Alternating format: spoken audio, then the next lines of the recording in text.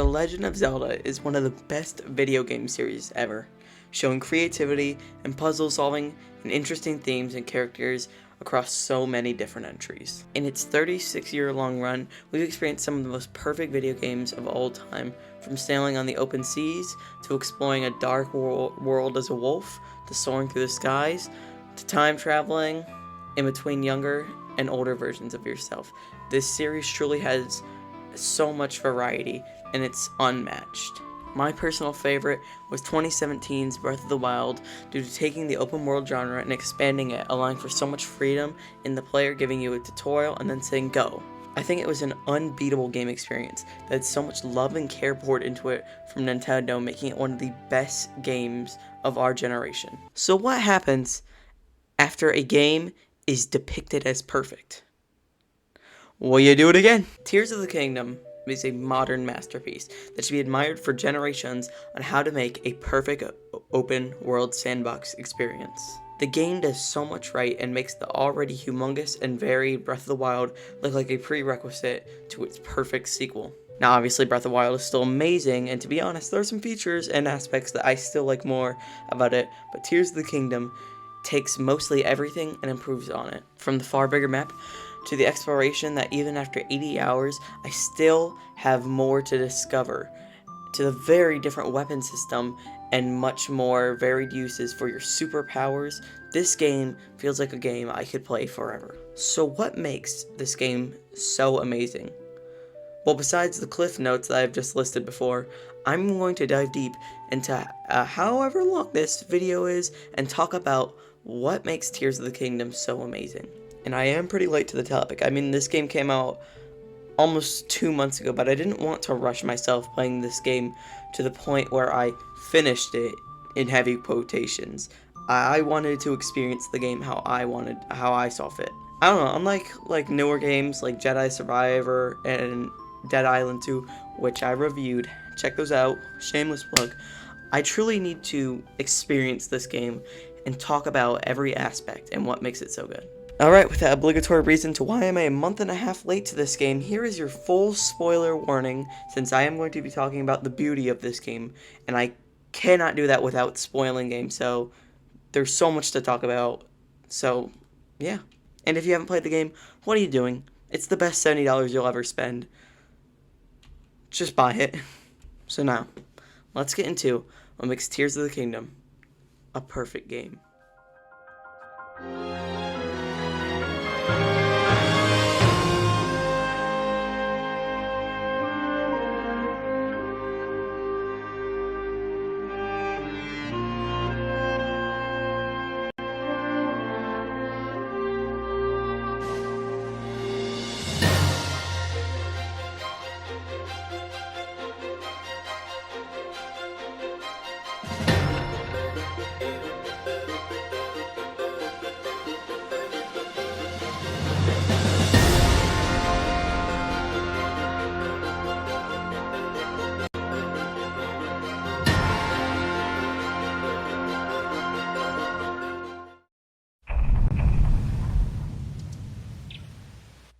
So as per usual with my criteria I like to talk about with games, we go through 3 different aspects.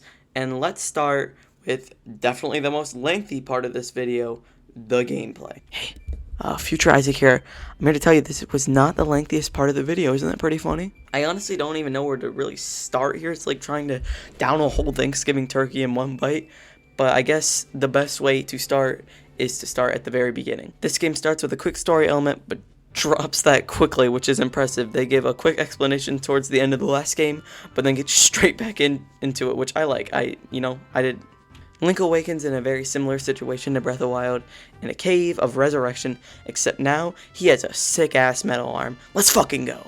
The arm works as our Sheikah Slate for the game, for our powers at least, since we do have a Sheikah Slate, but it doesn't give us power. But the Sheikah Slate gave it. It's your power thing. That's how you get your powers. We walk out and fight some goons. Oh yeah, we're talking about the gameplay. So let's the fighting. Let's talk about the fighting. Woo! This game has the same fight system as Breath of the Wild, which I like. I love the weapon durability. I think it's a great way to make you like prolong and think about what you're using, and especially with fuse in this game, it makes it like 1,000 times better. So good job, Nintendo. I am just really happy that Nintendo like didn't step down, because I know a lot of people hate the durability system, and I'm really happy they stuck to their guns and they're like, you know, we're keeping this, and that's really cool, because it's a very fun system, except for the people who are bitches and don't know how to play video games. You'll walk around this beautiful island, like, God, this place is beautiful, and you'll eventually make it to a Temple of Time, which is a familiar name from Breath of the Wild and just the entire series in general. Some more plot stuff will happen, like speaking to someone, which will arise shrines, and that means shrines are back.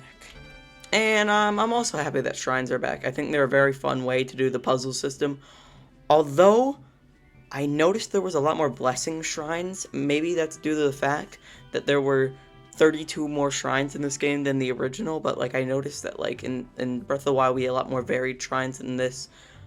There were a lot of cool puzzle shrines, but I also found myself, especially in the sky, in every quest there were just a lot of shrines of blessings.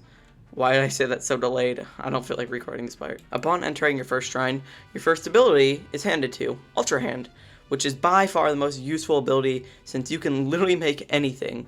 Like, you are an engineer. You ever play that game Scrap Mechanic? You're that now. Helicopters, cars, repo trucks, Korok roasters, and even men that spray fire out of their sausages and then their balls blow up. So if I can't convince you that this is Game of the Year, I don't know what else will, because that is the best sentence I've ever said. And on the topic of the Korok roaster, which makes me beyond happy, Koroks are back in this game, serving the same purpose, and I believe you get the same final reward of Hetsu's poop gift, plus there are 100 more. So that's awesome. I think by the end I had only collected like 60, which is funny. That means my inventory was small as hell. But I mean, they're like, Koroks are always annoying. Like, they're obviously just padding for the game, and they're pretty annoying, especially for something as important as your inventory. But like, I mean, sometimes their puzzles can be fun, and there are some cool ones in this, and they definitely shrunk the amount down, because even though there's 100 more, there's a lot more ones where you can get dual Koroks, which is nice. Anyway, what was I talking about? Oh, Ultra Hand. I like Ultra Hand, but even though I like making vehicles, I didn't make elaborate vehicles till like the final hours of the game due to the battery system, which I will talk about later since it is a pretty flawful part of this game in my opinion. I just find myself making elaborate vehicles was harder because Zonai devices, which help you make the vehicles, are not super accessible to low battery people. You can even get like armor to prevent it, to make it go slower, but it honestly just takes a while to get a lot of battery. I don't know, I stopped right there. Then after you exit the Ultra Hand Shrine, 2 more will pop up, and you're supposed to enter or go to the closest one, because there's one like down a little pathway and there's one on the top of a mountain. Make sure to help the local Korok population on your way, or throw him off the ledge. I'm not asking questions. Speaking of helping our little Korok friend, here you'll see like one of the first big uses of Ultra Hand is that there's like a metal bar above, and then you'll have a blank wooden sheet, and you can just stick a hook onto there and it'll go down. And that's also a good example of this game's physics system, which is still as phenomenal as Breath of the Wild, and it will just go, and that's how you get to Korok. I think the way Nintendo taught you both how the physics system really works in the case of this, and a separate tutorial for Ultra Hand is super cool. I really like that. Then once you make a little boat out of Ultra Hand, which same thing as I mentioned before, smart way to teach people things, you'll enter your next shrine, which is the Fuse Shrine. Fuse is definitely a very interesting device. It allows you to attach pretty much anything in the physics engine to your tool and see if it changes the properties or whatever. Like, a good example is attaching a wood board to something will make a wind device, or attaching like a topaz to it will make something a lightning device. But most of the time when you fuse things, besides those very few property things, it will just increase your damage and make your thing look incredibly dumb. Like, it's not that useful in most scenarios, besides like upgrading your weapons with horns and fusing it with like elemental stuff to make better stuff. If you hated the durability system in this game though, Fuse is definitely a good opportunity, because I believe it increases the durability, and if it doesn't increase it, then it just increases damage on useless weapons, so you who don't like looking for strong weapons can pick up a weak weapon and make it into a strong weapon. And this also makes mobs something you should fight, as they drop horns that you can fuse to your weapons to make them stronger, so it gives you incentive to fight them more often, and as you get a reward every time. In the first game, mobs more felt like an obstacle. However, in Tears of the Kingdom, they are a resource that you can use, since each drop mob can drop something. Not even that, something that just makes your weapon more powerful, like a multitude of items. You can also fuse stuff to your bow, such as a Keith's Eye, which will automatically lock onto the nearest enemy's head and give them a free crit, or give you a free crit. And also Keiths have different eyes that can change elements. So like I was saying before, like you don't just get like stuff that enhances you. Like you'll get something that like will change properties. You can fuse gemstones to your bow as well, and like I said, it made like your weapon elemental. It makes a giant elemental blast, and that is just like the basics of fuse. That is like the top of the iceberg of fuse. There's so much different stuff you can do with it. You can just fuse a slab of meat to your bow and shoot it at the floor, and boom, you have bait. It's honestly crazy how advanced this system is, and how much different stuff each property can do. Also, how much different stuff each property cannot do. But, you know, it's a trade-off. But to go to your next shrine, you have to battle your way through the elements, similar to Breath of the Wild. You trek up into a snow area to teach you about weather conditions, which is brilliant. Instead of just popping up with a text box saying, "Hey, Link, you can be hurt by cold air," you learn something that the items can give you cold resistance, food can give you cold resistance, you can get clothing can give you cold resistance. It's just a genius way to not have a text box pop up. I'm looking at you, Doom. Please don't hurt me, Doom. I really like Doom Eternal. I just like, there's a couple too many text boxes. Please don't hurt me. And eventually, after trekking up this mountain, like you're the McCree wearing his mountain man skin, you'll come across your next shrine. Or, let me be honest, you'll see your next time. And I'm gonna be real with you. I have no clue how you're supposed to reach this place intentionally. I just built a wood bridge, which is, I don't think how you're supposed to do it, because you have to chop down like 10 trees to build up a wood bridge. But I looked at a guide once and it said you do have to build a wood bridge to get up there. Maybe it's like another like teaching moment for Ultra Hand. I honestly have no clue how like you're supposed to really do this. I don't know. Upon reaching this next shrine, you receive your third ability, Ascend, which, can I say, is the most underrated ability. Like, put some respect on its name. When gameplay demos were coming out for this game, people were saying it was the least useful, which, no, I use this ability constantly. Maybe they were just put in weird scenarios, maybe they just weren't thinking, but Fuse is goated. After all that, Ascend is pretty simple though. If you are in an enclosed space above you, and there's a rooftop that enclosed space, if you click a button, then you'll go up through it, it'll play a little animation, and you'll reach the top, pop out, safe and sound. I use this all the time, especially in the open world, to escape a lot of areas, because you'll doing a lot of spelunking in this game. You go into caves a lot, and like, you know, it's just easy to scapegoat instead of having to trek all the way out. You can just go, oh, I'm out. Then, and here's my first complaint with this game, you head back to the temple to receive your fourth ability, Rewind. And then you try to push open a door, but don't have enough health. So you have to go back to the Temple of Awakening area, use Rewind to reach the fourth shrine, then go back and get a heart and proceed. Now this may sound alright, but there's a lot of unnecessary backtracking. I know you need to receive Rewind from Zelda for plot stuff, but why, you know, as I'm writing this, I'm kind of realizing that it makes a lot of sense. I mean, it's like a little bit of backtracking. I mean, it's annoying that you have to go back, but it's also a rewind tutorial, because when you go to the Temple of Awakening, the way to get up is you rewind the cog wheels, and they bring you up, and then that brings you to a platform. So, I mean, it's annoying, but I guess it makes sense. Anyway, Rewind, it's definitely my least favorite ability, and is the one I find myself using the least. Besides cheesing some shrine puzzles and a few combat scenarios, I really don't use this too much. Which is a shame, since when they first showed this ability, I thought this would be the second coolest one besides Ultra Hand. But no, it's really isn't that useful. I think it's a matter of like Nintendo had an idea of the Sky Islands. To get up there, you reverse a rock, and that was like their like everyone was like, oh, that's a cool way to use it.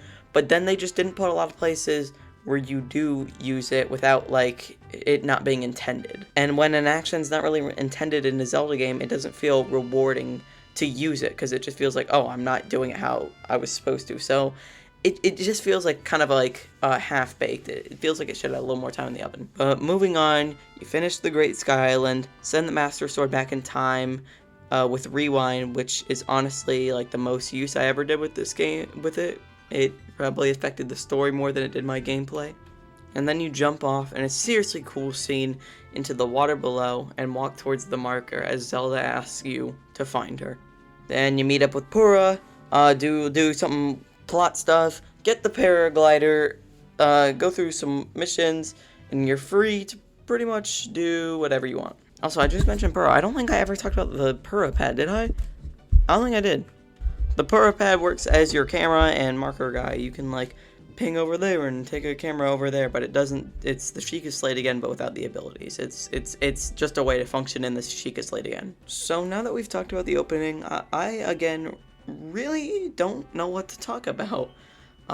There's so much in this game. I think we got to start with the map, and we'll start with the overworld. So to start with the subsection, let's start talking about the new Sheikah Towers in this game, which are called Sky View Towers, which serve a dual purpose: launching you into the air, allowing for easy travel, which is a genius way of giving you a launch since the rocks are scattered around the world and honestly aren't very good for launching you up, and you have to use rewind, so do you really want to use them? And they reveal the map. And an unskippable cutscene, may I mention. Like, why is that cutscene so long and unskippable? It's not cool, Nintendo. They, as mentioned before, scan the area, revealing the map around you, and they are the same amount as they were in the first game. However, unlike Breath of the Wild, this game has some great puzzles to enter each one. Like, one of them is broken, and there is a dude who was supposed to fix it, but he went looking beneath there, and he got in a trap. So you have to go the opposite way of the trap, and find him and free him from the trap. He'll come up and repair it, but it's just simple stuff like that makes this so much more engaging than the previous game, which usually just had a malice or thorns around it. Malice? Was it malice? What was it called? Okay, it is malice. Cool. Yeah, no, like with just like thorns and malice, or them being like high up in the air, it's just a nice change of pace to have puzzles to go along with it.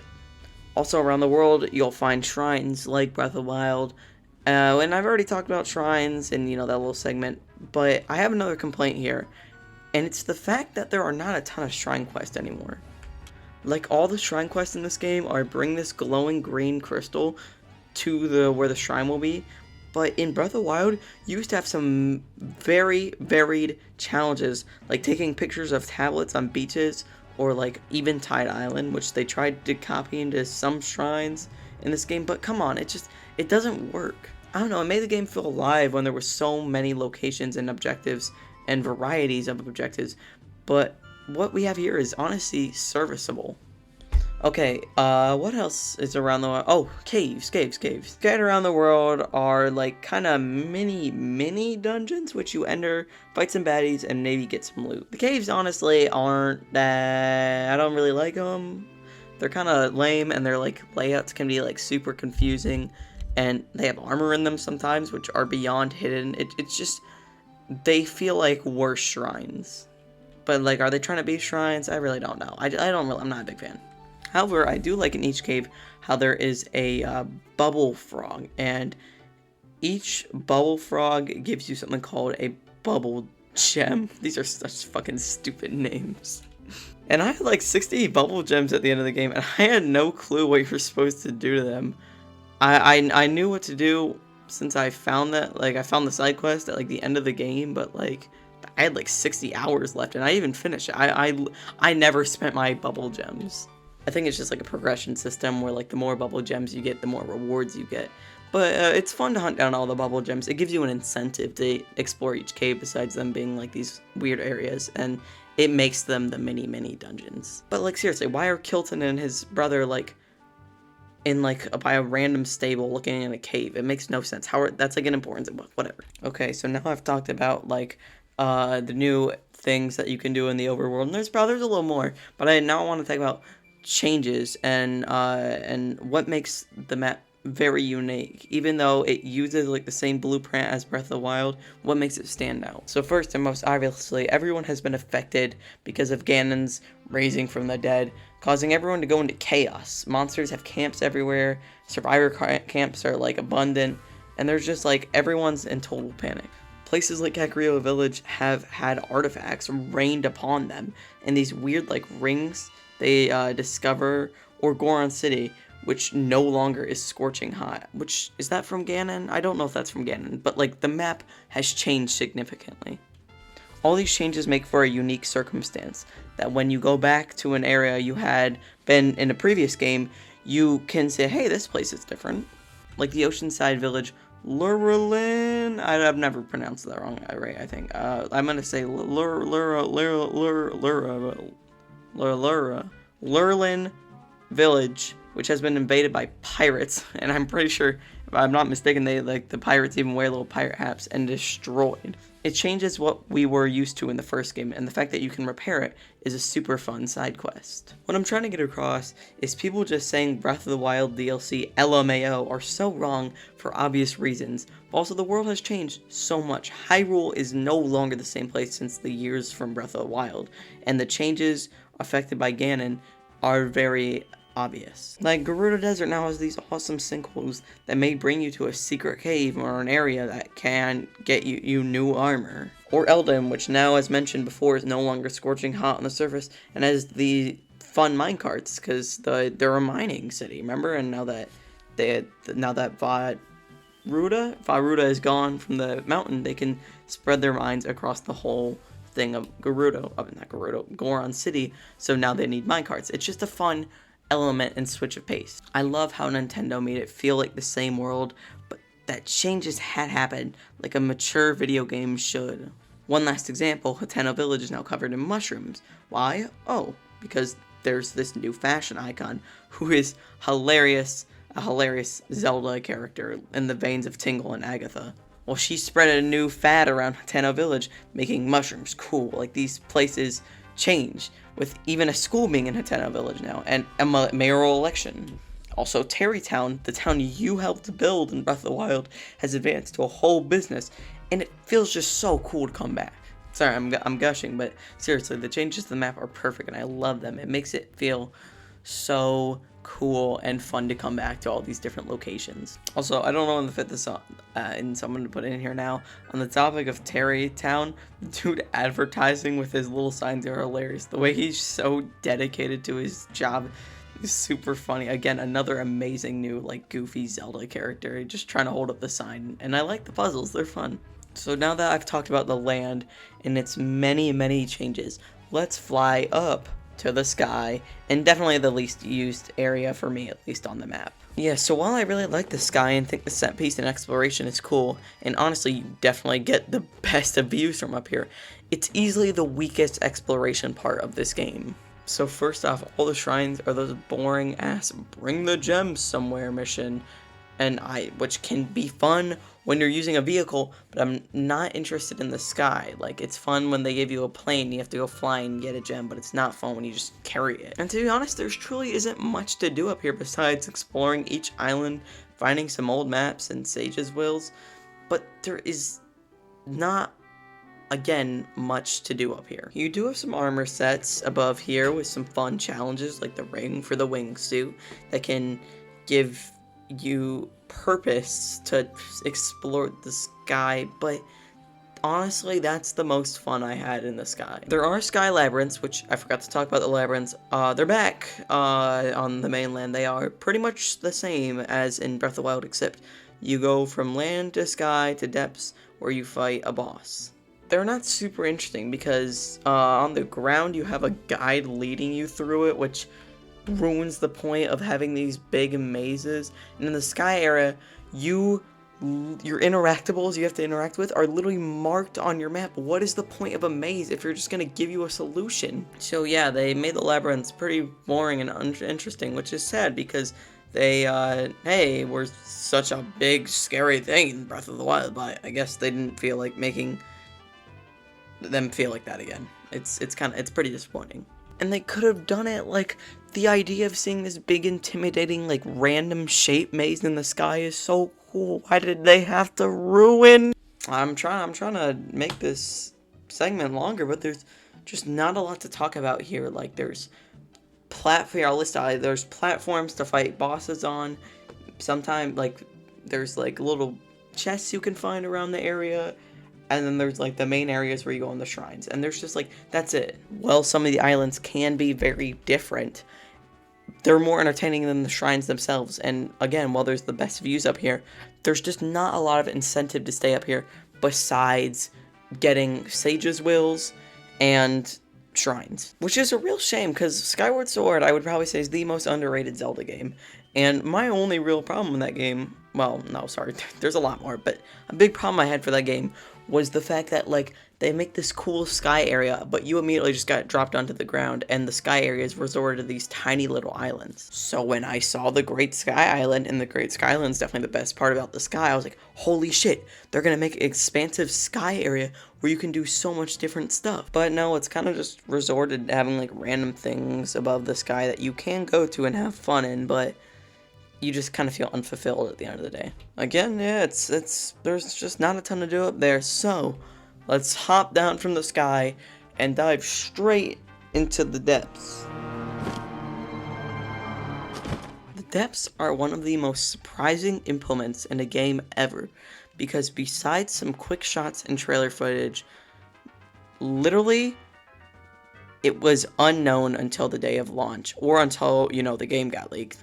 And I know people, when they first jumped down from the Great Sky Island, they would see that big hole there, and they'd be like, what's that? Jump down and go, wow, I am going for a while, get their first light route, and just realized how fucking massive the depths are. Now, let's go over, like, 101 for depths, because you gotta know how to survive down here, soldiers, since it's probably the most challenging part of the game. The depths are completely dark, only being able to be lit up by stuff like the creatures, lights, and fires, and important small new items called bright blooms, which can light up a small area. But you'll also come across these things called light roots, which kind of stick out like towers, and also work like towers as they show the area of the map and covers it permanently in light, and you're permanently in light in that area now. No more bright bloom seeds. Fun fact about the light roots that I learned from TikTok like 50 hours in, the shrines and the light roots match up. Yep, all 120 shrines and light roots are in the exact same position. But on my mouse dry.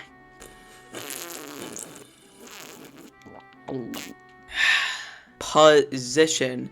So it's a good way to get the all shrines and all light roots, especially light roots, as they're much easier to find. Also, fun fact I learned by myself by examining the map that all the water on the map makes a giant impossible rock wall. So if you get stuck, check your map to see if there's water above land, because if there's like a river, it will make like a rock wall. Anyway, the depths themselves.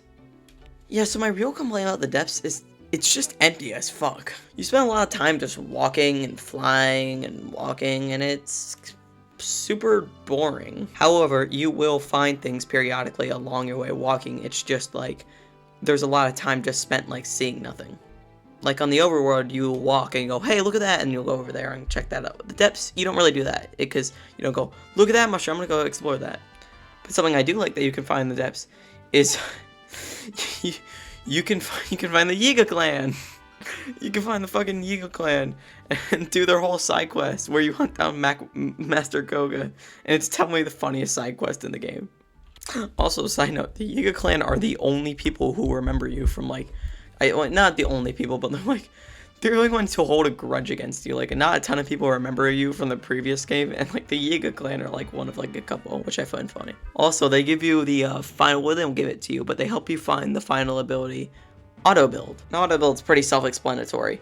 You, out of all the stuff you build, it's kept history of, and if you want that thing back, you can fabricate it from your own stuff, or you can make it out of zonite to make substitute materials that are green. What's zonite, you ask?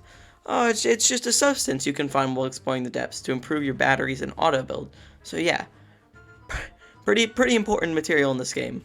Too bad it's not very fun to get. But back on the Eagle Clan, you can find like small encampments around the map, and you'll find you'll see a dude with like a red ring around him, and after you kill him, he'll open up like a little area that will give you some charges along with a Yiga schematic, which is like a thing for auto build that they already have like pre-built devices that Nintendo made, and then they build that device for you. As well, in your travels, you'll come across many bosses, mini bosses, such as like the Stalnax from Breath of the Wild, regular Hinox, Stone Talus, what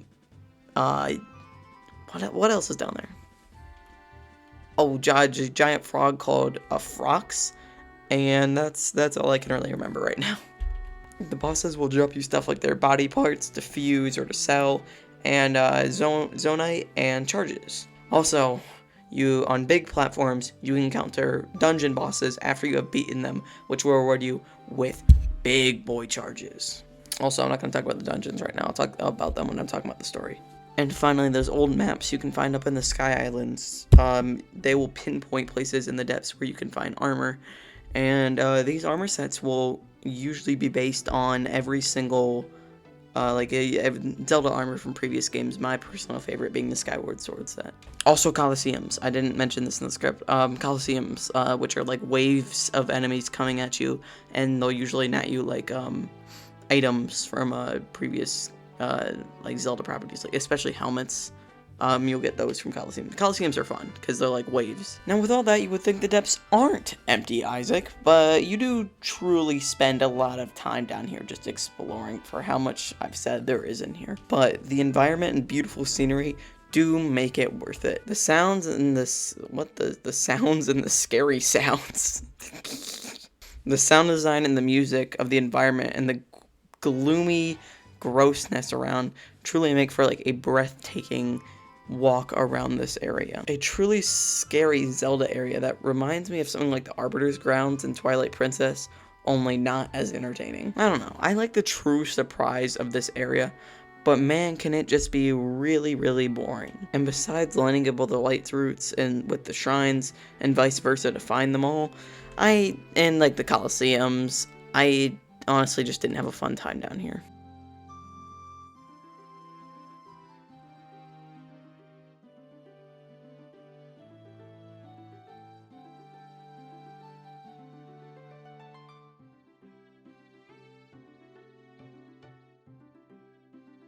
With all the gloom, which is just an annoying substance that drains your heart until you see light or you're next to a light room, which can just make you mad because it will block off certain pathways, gloom monsters, and just flat out walking everywhere, I just don't have as much fun exploring it. And the gift for finding all the light routes is not cool at all. It's just some item in your inventory. Same with the shrines. It's some ugly ass armor that makes you a friend. But its beautiful atmosphere and its amazing sound design against its boring walking pace and I don't know, there's sometimes fun. I'm just like, I love the sheer shock of this place, but its elements can be very boring. So that wraps up just talking about the world. But to explore the world, what's a weird elf-looking guy to do? Well, with the resurgence of Ganon, Zonai had a re-emergence, and all their tools came back into the form of little pachinko machines. When you kill the Zonai enemies of the sky Zonai constructs, they drop something called Zonai charges. You put them in the little pachinko machines, and bang bang boom, you receive some Zonai devices to slap onto a plank of wood with Ultra Hand. This game definitely started up a gambling addiction for someone again. Like, he was good for 10 years, and, well, he loved Zelda, and well, he ended up at the casino that night. 99% of gamblers do quit before they get their preferred Zonai device from the pachinko machine. But with all these Zonai devices, you can make a lot of cool things since they all do pretty different things, and you can make some fun stuff. Let me list a couple of my favorites. The Korok Cooker, the Ball Buster, the Helicopter, the Air Bike, and Big Wheel from Spider-Man. The creativity in this game is unmatched. It's like building redstone in Minecraft, but you don't need an engineering degree to understand the basics of how it works. Anyone can make anything. Hell, you can make music with the stakes that are put into the ground. And I'm proud to say, I've only been rickrolled by Tears of the Kingdom once in my life. Or I've seen people make little APCs and air support firing cannons at poor goblins in an encampment down below. Never thought The Legend of Zelda would be the series to get militarized, but here we are. But to pilot these monstrosities, you need energy. And unlike in America, these cars and vehicles aren't powered by oil. No, sadly Tesla powers the world in Tears of the Kingdom, and well, they're not cheap about it. Okay, I'm gonna try to run over batteries real quick. So, let's see if we can get the basics down. So basically, one battery will contain 3 battery segments that you need to fill up to get a full battery. The power will be drained more or less depending on the amount of devices on your thing. Batteries can be made through crystallized charges, which can be made by Zonite being produced at mines. So you have to turn in your Zonite into crystallized charges and then turn that into these bands to put on. And also, large crystallized charges will give 20 and can be found by defeating mini bosses, and huge ones can be found by defeating bosses gifting a whole 100 charges, but you have to defeat a whole dungeon boss to get them. So to upgrade your battery, you need 100 charges, and it still only gets you 1/3 of the battery. Yeah, so if I'm gonna be honest, I really like the idea of the system, but it's just way too grindy. There are a total of 16 batteries, and with you being gifted one, that means you need to get 4,500 charges, which is like, come on man, you're getting these in the singles, 20s, or 100s, and the 100s are rare. That's way too much. I know it's supposed to give you more reason to explore the depths and farm more Zonite, but like, they could give a fraction less effort. Like, they could make the batteries only halves, like a third is way too much. And also, this is what makes farming Zonite not that fun, because at the end of the day, there's not a huge reward for it besides just getting batteries and exchanging it for other things, but the main thing is getting batteries, and when you don't get that much out of it and have to get way more, it makes farming Zonite not that fun. Also, Zelda really isn't a grindy series besides the parts like for finding fairies in these games, but this is more boring than anything. Like, I don't know, I mean, I know it's an open world game now, like, so they need to add more stuff, but it still feels odd to have all these like weird grindy elements in a Zelda game. Finding all the pachinko machines is fun because each pachinko machine gives you different things, so it can be a reward to find one. Oh, this is all the stuff I like. That's fun, but it's just grinding the same material for batteries and fighting the same bosses is not. It generally is just such a mindless grind, and probably, like, I know I've said a couple bad things this game, but they're not bad. Some parts are just boring. I think I'm kind of playing up for dramatic effect. This is the only thing I would consider in this game bad, because it's just not fun, and I may or may not have duped some large Zonite or multiple large Zonite, like all my batteries worth of large Zonite, so that's a maybe. But using the batteries themselves are fun. Building bigger and better vehicles that can go for longer is very fun. Like, I built a giant aircraft once with missiles everywhere, and man, was it cool to just like fly over random like mobs on the floor, and I flying over innocent encampments of goblins and blowing them to pieces makes me sound crazy. But it's just so fun with all the batteries because of how long you can go. Also, the Zonite armor helps, which lets you keep batteries for longer, like they drain less quickly. And I also really like the look of it. It looks like the all completion shrine suits, except actually good. And on the topic of the Zonite armor, let's talk about the armor now. So in Breath of the Wild, there was a lot of different armor, and in the DLC, even more armor came out along. So the question for Nintendo was, do they put the armor from the original game in and get a bunch of content, or solely include the new armor? Well, what they did is decide to go for the prior. Mostly every armor set from the original is in here except for the worn set, but you get another like old clothing set in this game, so whatever. They also include a bunch of the DLC content hidden in the Coliseum and the depths. Hey, I caught up on myself in the script because right here I talked about the Coliseum. I don't know, I brought it up a little bit later.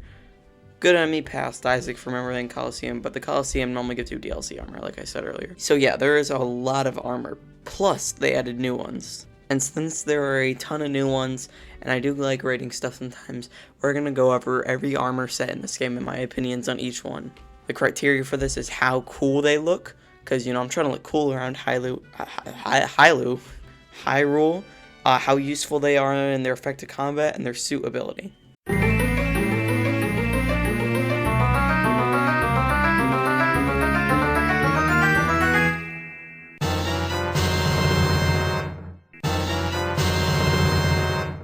Yeah, I said it earlier, but this one is just flat out ugly, and the ability is not even that useful. Who uses the Master Sword Beam?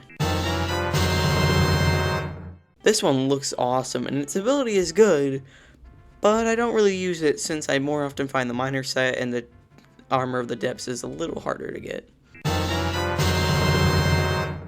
This one looks okay. I mean, it's used for the story, but it's way too specific in an ability. Like, who's gonna use that? Is this a new set? It might have been the I don't know. I don't care. It looks cool, and its ability can be useful if you're running from, like, some enemies at night, but, like, I don't see myself using this a ton. Okay, this one looks cool, but has another way too specific ability. Okay, I know this isn't new, but they treat it like a new set. Why is this the reward for the labyrinths? It's a reused DLC armor. Why are you using this again? Give us a new armor set, like the barbarian armor, but whatever. It looks cool because, you know, Ganon. And they give it abilities that make sense, the bone proficiency, which can make some crazy builds in this game. So cool. Yeah, fuck yeah, this set is awesome. Fuck the barbarian armor. Use this shit instead. Its ability, it shares with the barbarian armor, so there's no downsides to using this one. This set is awesome, and I'm definitely not biased because I love Majora's Mask.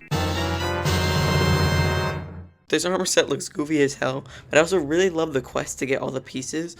With you working for as a journalist and being slip proof is incredibly useful because, as we all know, rain pisses us all off. And so yeah, this is one of the best sets. It also might be a little callback to like the froggy suit from Mario 3. I don't know. Wait, no, don't look shitty and have a terrible ability. Don't do that. That's a bad idea.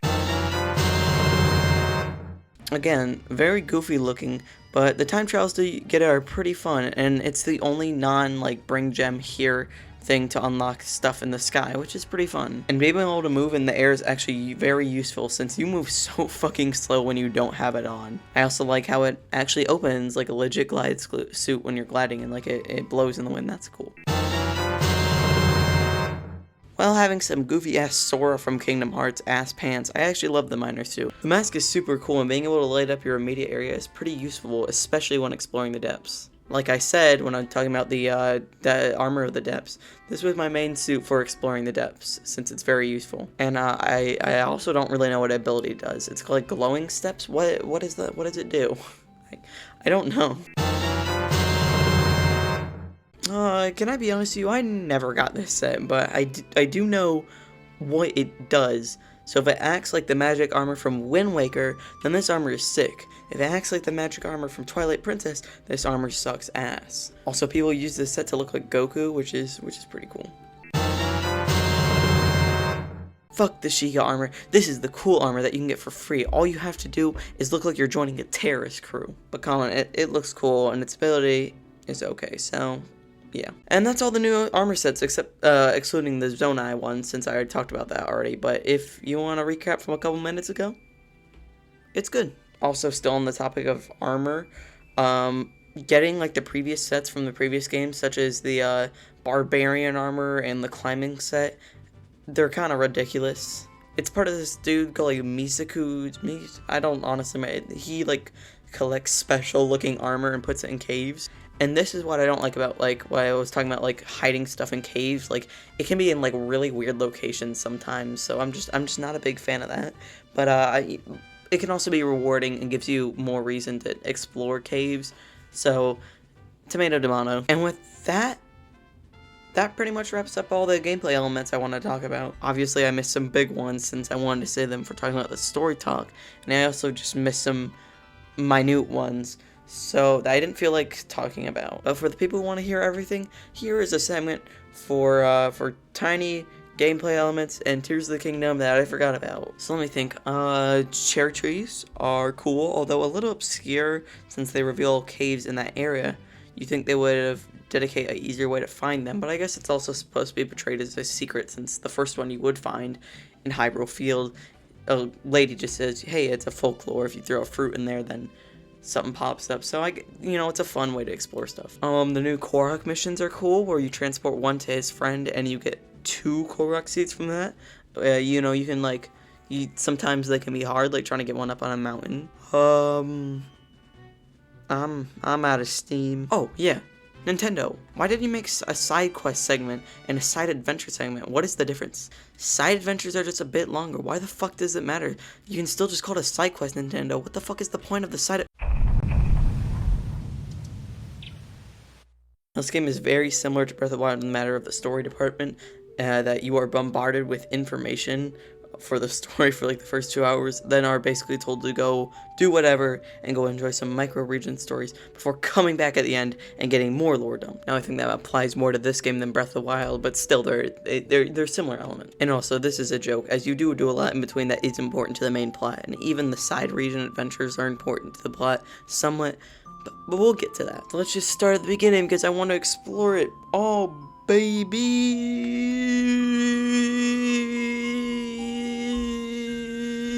So we start at an E3 trailer walking down some stairs with Zelda. Apparently some weird activity has been happening below land, so Zelda and Link are exploring it. It has this weird element grossness around it, which we know is gloom because we talked about the depths before the story. Zelda eventually finds a Zonai mural and she's very excited because she has been studying the Zonai a lot, but sadly, one section of the mural is covered in rocks. And after taking off not much later, like a staircase down, you come across one of the eeriest scenes in Zelda history as we see a man, presumably Ganon, is laid out, no skin, just a melted flesh man with a glowing arm on his stomach, which will all make sense later. Zelda sees a weird stone on the floor, picks it up, and begins to glow, which awakens Ganon, and the creaks of his body are disgusting as he begins to wake up, and then, boom, gloom erupts from him, attacking Zelda before Link jumps in front.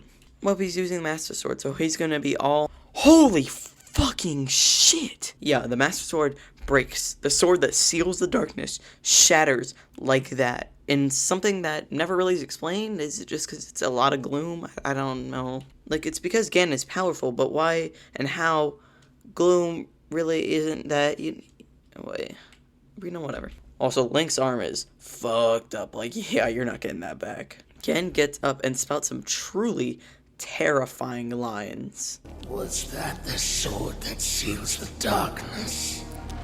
The blade that shatters so easily against my power cannot save you from me. Zelda. You who carries that fragile sword. A Link. Rauru placed his faith in you. And that was all you could do. Then he erupts again, hurtling the castle up and causing the ground to crumble. Then Zelda proceeds to fall into the chasm, and Link jumps after her, but he barely misses her.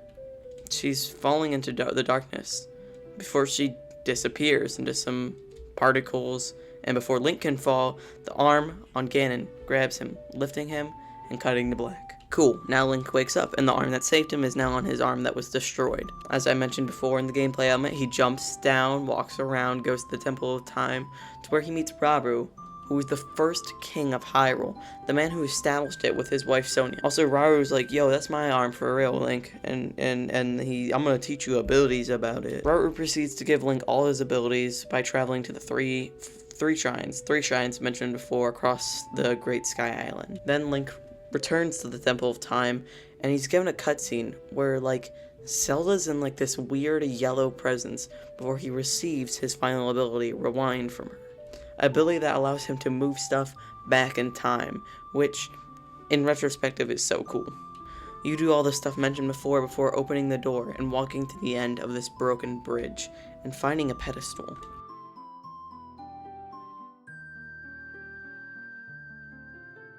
I don't know what urges him to do it, but Link decides to place the Master Sword on the pedestal, and you hear the rewind sound of the ability, and you see it go all the way back, like this entire like cutscene plays before it is given to Zelda. And it goes for a bit, so it implies that wherever Zelda is in the past, she's gone for a very, very long time back there. Then you get the lines of "Find me, Link," and you're off. You got a little more to do, like land in the water, head to the base camp where you meet Pura. And unlike many people online, I am not horny for a century-old woman. She tells you to go to Hyrule Castle to help the captain, and well, I hope you do, since you do have to get the paraglider here. You go see this dude, and weirdly you see Zelda in the background before, I don't know, she ascends into heaven? What the fuck? And everyone collectively goes, that's weird. What the fuck are you talking about? That's weird? The princess of your entire civilization just ascends into heaven and is gone? What are you talking about? That only gives you, oh, that's weird. This is a common occurrence. People will see Zelda and be like, oh, where is she going? And not freak out that the person who is missing is just appearing randomly around the world. Anyway, you go back to Pura receiving a paraglider and are given 4 objectives to go visit the 4 regions from the first game and check on their reported problems. So now we are going to dive into every region and talk about each temple and areas that I didn't mention in the gameplay section. And we'll start with the area that I went to first. The Ritos by far have the best temple. I don't know what I was saying when I was writing this. The Ritos, they may have the best temple, but it's also tied. I have no clue what I was talking about. And one of the better setup stories. It also helps that the Ritos are one of my favorite Zelda species. Ever since Wind Waker, they caught my heart and to me are super interesting that they evolved from the Zoras. But let's actually get into the plot. So upon reaching the beautiful snowy, maybe a little too snowy landscape of the Ritos area, you can find their city that is in a very similar state to how it was in the first game. You can also find some familiar faces, one of which is Teba, the extremely underdeveloped character from the first game who helped take down Ba Meadow. Well, now Teba, he's now the Bird King president? Dictator? I honestly don't know what they are, but he took over that big fat ass owl. Which I think they might have said he retired, but in my opinion he probably fucking died, because look at this. This is not a healthy owl. Anyway, Teba and his wife run Rito Village now, and also his son Tulin is there, who has had a massive glow up from the first game. Like, damn Tulin, you're looking really good. The story is pretty basic, although a little charming, because Tulin thinks he's cool. But Teba is like, son, you're just a lame little kid, and you can't take down this entire storm that's raining up on us from below. So he runs away. And we're chasing Tulin because he wants to go stop the big snowstorm in like the upper area. But that's where the conflict comes from, is that Teba is just not letting him go to the big snowstorm. You chase him up a mountain, and you eventually find him, and then some of the new like bat enemies, I kind of forgot their name, drop in with some bokoblins. And they go, phew. After getting attacked and working with Link, Teba is like, maybe you can help, son. So they head to the big cloud in the sky, and here is where you get to use Tulin's ability. Now this game features something called Sage's abilities, or powers that give you the power of the modern day sages. Now I'm going to be 100% honest, the sage abilities in this game are worse than the champion abilities from the first game. The cool thing about the sages is that they show up as NPCs to help you, and they fight alongside you, but they are also brain dead, and their abilities just aren't as fun or powerful as the champion's abilities, so they feel not useless, but a little less useful. However, Tulin's ability is pretty much Revali's Gale from Breath of the Wild, except horizontal and a little less effective since it doesn't go as far. But considering Sage's abilities, this is maybe like my second favorite or favorite, due to like just, it can be useful to get that little less, like when you're flying through the sky, you'll see an island, and sometimes you'll just barely make it there because you had Tulin's glide ability. But back to the scaling into the clouds. To scale into the clouds is one of the coolest sequences I've played in a video game, just in general in recent times.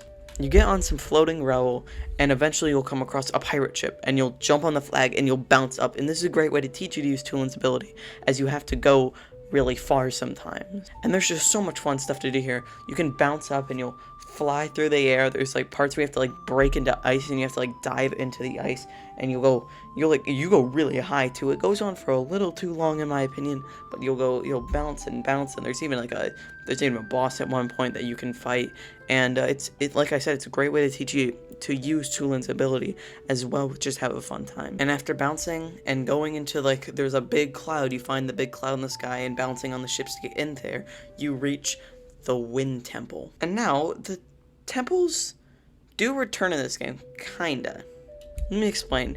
They have typical Zelda temple designs.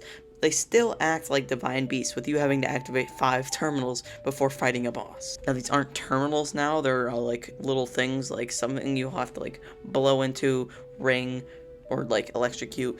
They're something you have to do now, but they're terminals. But honestly, that isn't a flaw. I think what people didn't like about the previous temples were that they were shaped like animals and weird stone creatures, which I liked. But I don't think people minded the terminals. So people do like these new temples and are very excited of what Nintendo did. Besides the absence of key items, these temples feel like classic Zelda dungeons, as Nintendo still knows how to make an area look grand, adventurous, and like mysterious. Now I don't want to dive into all the puzzles here since that's kind of boring, but some parts I like about this temple is like the part where you dive through all the lasers and entering the temple on the sides. It's part of its amazing design. Oh yeah, I love the design of this temple, with all of its interconnected entrances and progression by opening other locks to get into these new entrances is super fun. And the fact that it's like an open temple when most Zelda temples are enclosed in like this creepy kind of area, I love the open temple design because it makes it so cool to explore. Some of my favorite Zelda temples are designed like this, like the pirate ship from Skyward Sword. One of the coolest things ever. I mean, it has a time travel mechanic, but also just like the fact that you're riding a pirate ship, that makes it so cool. So after getting all the terminals, the lock opens and we see the Scourge of the Rito and Wind Temple, Colgera. Yeah, this boss is pretty lame. For all the good stuff in the Wind Temple, Colgera's pretty lame ending. I think the best way to show this is by comparing it to another Zelda boss, because I feel like that makes it not stand out as much and people relate in a different kind of aspect. Phantom Ganon is a pretty disappointing boss, to me at least. After venturing through all the scenery, like a creepy forest area or or like an open wind area where you bounce on ships and you walk into the boss room and you see Phantom Ganon's paintings or Colgera's like big lock that he busts out and he just flies up. Like, Ganon's painting room is so incredibly intimidating and cool, and Colgera is one of only 2 bosses that fights in the air, and he fights during this big storm. But then you just proceed to do basic boring stuff like, oh, that's the real one coming out, let's shoot him, and then we hit his weak spot, or oh, let's shoot the big glowing pink area, that's his weak spot.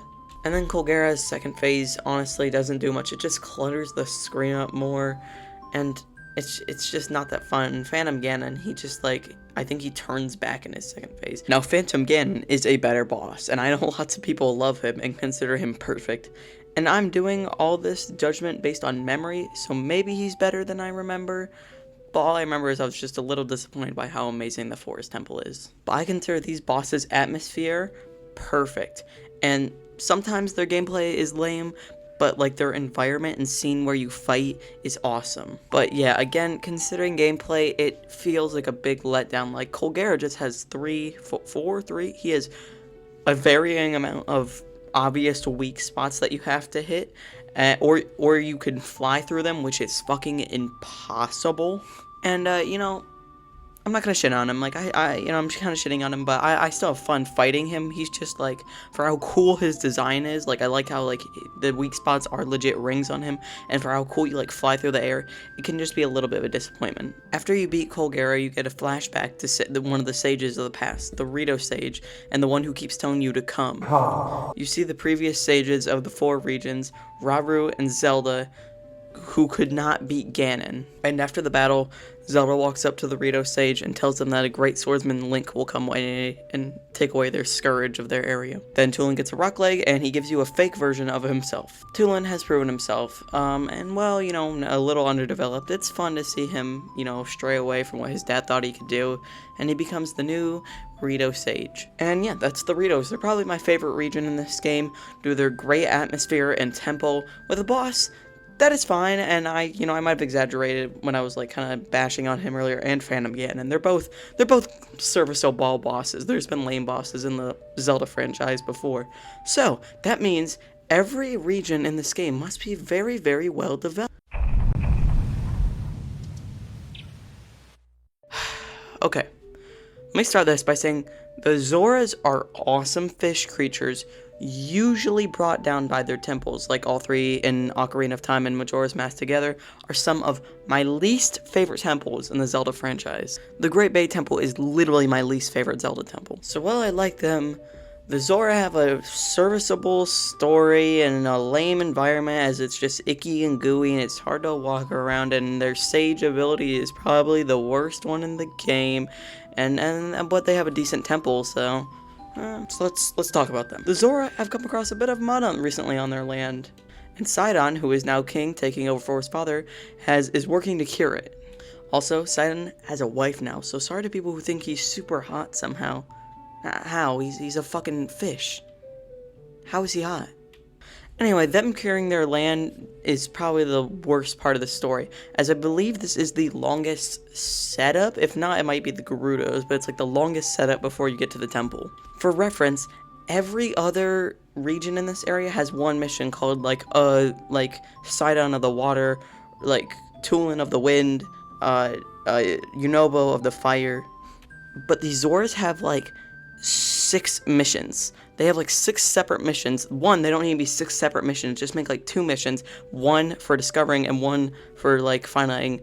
Like, there's a mission to just read a tablet. That's a whole mission. And what this inevitably does is sends you doing a lot of back and forth. Like, you go up to Sidon, and he's like, hey, go talk to my wife. You go talk to his wife. She's like, hey, go talk to Sidon. Sidon's like, oh, that old dude just went out and he's trying to read a tablet. So you go out there and you go read the tablet. And he's like, well, I can't read the tablet. Here's what the tablet says.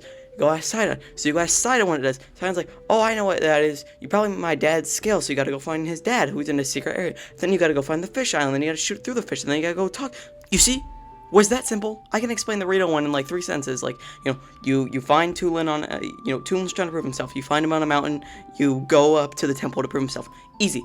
That's how you describe the area. But for some reason, like, the Zoras are just super complicated. And as I don't know if I talked about the mud is so annoying because it slows you down. You need splash roots or anything water related to clear it, and it's just super annoying since it doesn't make it fun to traverse their cool waterland because half the time it's fucking gooby. There's so much annoying environment here and needless padding. It's the most egregious example of like them just trying to stretch out something. Oh yeah, and at one point like there was no need for this. You have to go underwater to go up water. You have to go underwater to make a passage up to the water temple. Why? Why do you do that? Make it so that when you shoot the fucking bow through the ring with the scale, then the water temple appears. There's no need to make a fucking whirlpool underwater. And also, when you finally get to partner up with Sidon, he is by far the worst sage in this game. First off, he was by far the dumbest AI. He almost never helped me, and his ability is terrible. But I'm not going to blame the AI there. The AI might have just like screwed up. His ability, it gives you a bubble to activate, which will take 1 hit of damage, which is useful, or launch a wave whenever you swing your weapon, which is useless. However, even the ripoff Daruk's protection isn't good, because unlike Daruk's protection, it doesn't activate on block. You have to interact with him, like almost every sage. Except activating a shield by shuffling through all 5 sages isn't fun, and most of the time is resolves in you getting hit because you take so long to find Sidon. Most of the other sage abilities are abilities that are more used for attack or movement. Like Tulin's ability can be active while flying. It's the only ability that you don't need to talk to them to use. So the fact that like you can go into battle with the bubble, that might help you. But like the other abilities in this game are more useful since they help you attack. And the wave literally does nothing besides clear the mud, which won't be there forever. So now with this monotonous story and his crappy ability, we actually do get to a pretty good temple. One thing I forgot to mention when talking about the sky area is that this game features low gravity, which is pretty fun and I like playing it around. And this temple's design revolves around low gravity. And on the temple's design, I love the actual design of it itself. I might have accidentally said this about the Wind Temple, but I'm pretty sure, and quote me if I'm wrong, this is the first fully open temple in a Zelda game. Like, there really is no enclosed area in this temple besides like one area, but I love it. I love the idea of it. The puzzles may be a bit lacking because of this, but I don't care since it feels so new with this like ocean monument kind of area. So after doing all your fun low gravity puzzles and being in this fun environment, you again get all 5 terminals and you unlock the final boss of this temple. which is the worst fucking boss in this game. Sorry to complain about so many bosses, but I swear the rest of the bosses are good. Muckrock? I don't remember his name, and I don't feel like looking up while writing this, and I don't feel like looking up while reading over this. This boss is simple.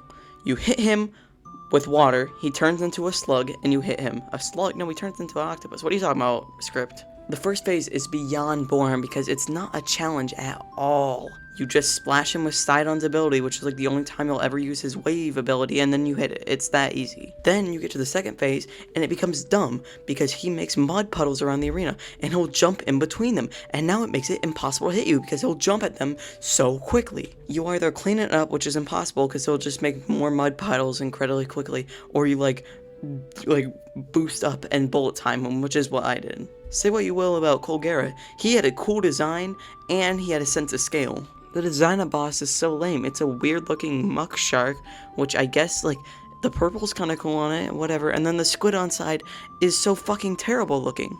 And the rest of the bosses in this game have a sense of scale, or they're huge, and they're more fun to fight, but this dude, you feel nothing, he's a little fucking squid mud shark. It isn't huge, it isn't fun to fight, and it is not a fun end to this not fun segment of this amazing game. I know I said earlier that like the batteries were the only real thing that I didn't like about this game, but put Muckrock up there. I can deal with the mud, but fuck the Muckrock. He's up there too.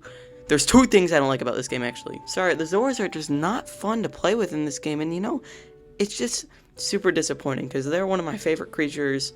I mean, all Zelda things are, but the Ritos and the Zoras, which are the same creature, they're some of my favorites, and it really hurts to see them in this down bad position.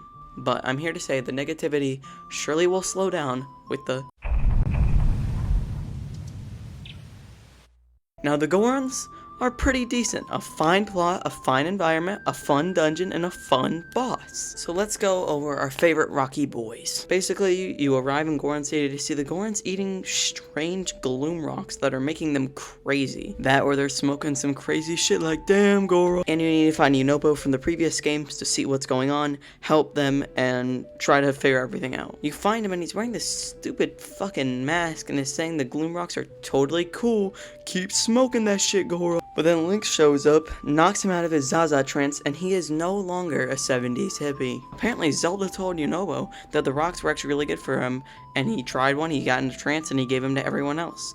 In fact, Zelda's been causing all the problems in these regions, as in each region we see her doing a different bad thing. Remember, this is the woman who is both stuck in the past and fucking ascended earlier, so what is going on? Anyway, after you get him out of his trance, you and Yunobo both decide to head into Death Mountain, where the problem seems to be originating from. However, when you get to the top of Death Mountain, there is a fucking dragon creature that shows up, and you have to make a plane and fly Yunobo around, and it's a really cool scene that is definitely my favorite mini-boss from this game. Also, Yunobo's ability, pretty good. He turns himself into a ball or like fireball, and you can shoot him. He goes, and then it can hit enemies or do other, or like it causes like an explosive radius. It's useful for clearing rocks, especially when you're exploring caves, because there will be a lot of rocks, and also you can like bowl, like you can see like a crowd of enemies, and if you send fire at them, you know, they'll hit and they'll be on fire, and fires are very useful, especially against like trash mobs. But after you defeat the mini boss, you dive into Death Mountain, and now another awesome scene that shows how cinematic this game can get, because you just fought a dragon rock beast coming out of the mountain, and now you dive into the mountain.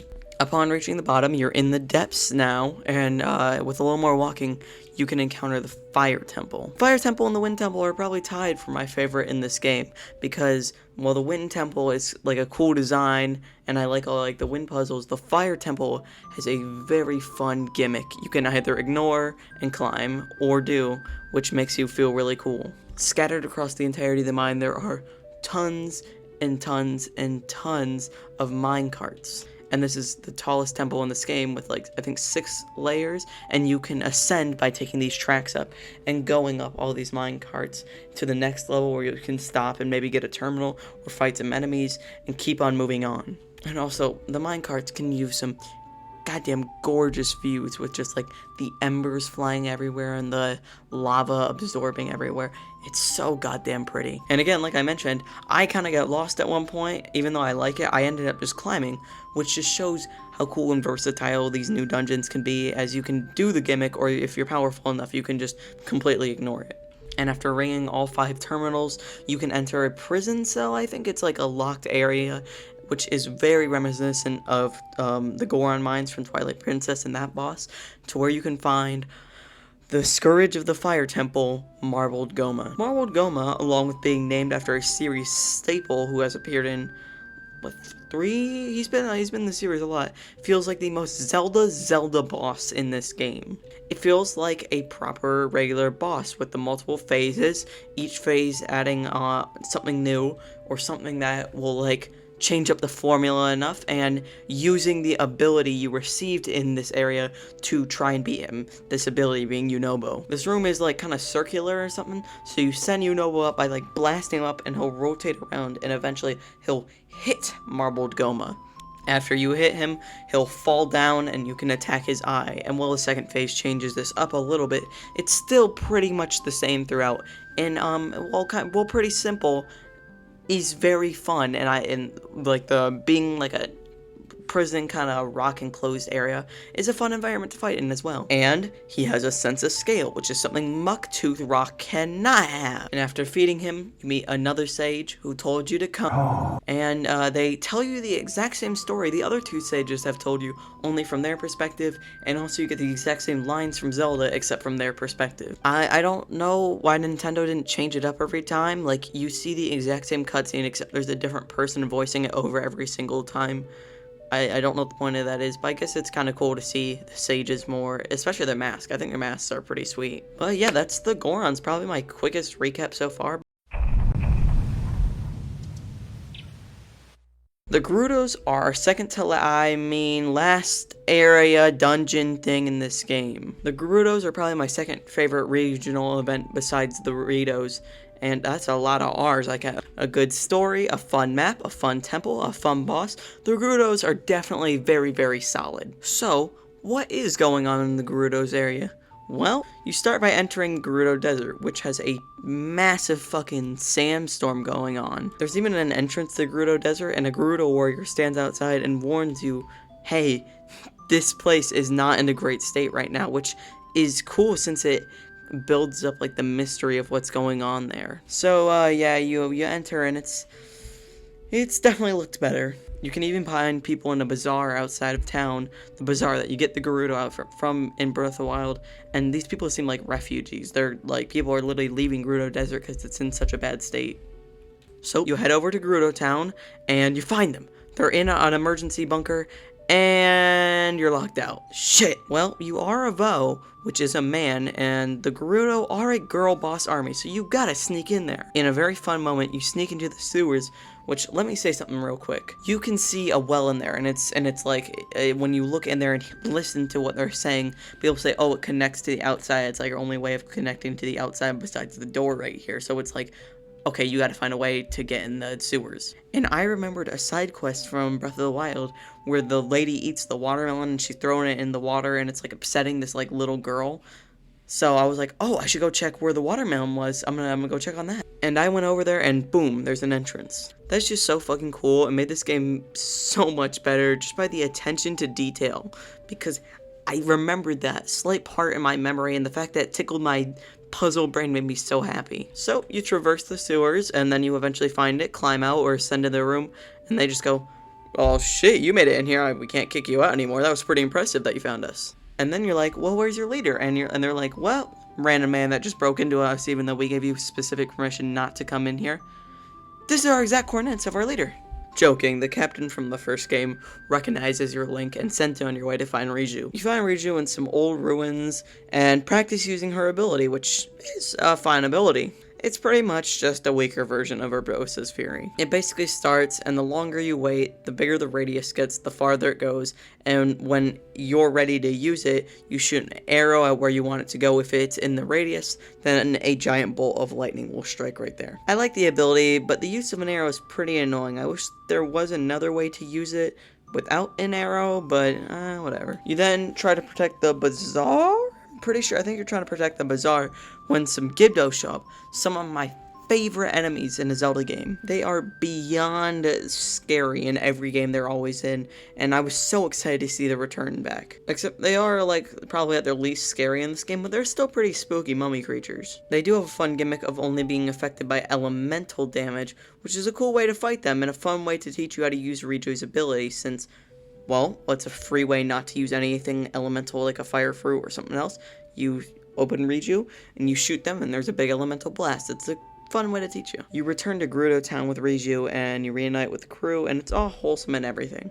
But a problem is coming in one of the best scenes in this game. A stream of Gibdos are falling out of this like pink purple flower thing, and you, along with all the Gerudos, have to prepare defenses, and you have to fight all of them off, destroying all 3 of the bulges, releasing the Gibdos, and trying to save Gerudo Town. You just gotta hold them off until you can destroy the big flower thing, which can be destroyed by lightning or explosives, but I think you gotta wait a minute, like it's gotta release a certain amount of Gibdos before it can be destroyed. Also, here you are introduced to the flying Gibdos, who are super fucking annoying and kill Riju, and god fucking damn it, stop fucking flying around! So after defeating all the Gibdos and everything, Riju wants you to find the source of all this, because she really doesn't want her land to be affected by mummies forever and have to fight them off in waves. The source of this obviously comes from the main temple from this area, but has not arisen yet, so we need to read something, a mural in the back, and arise the temple. So you run around the land, finding these little lights, and you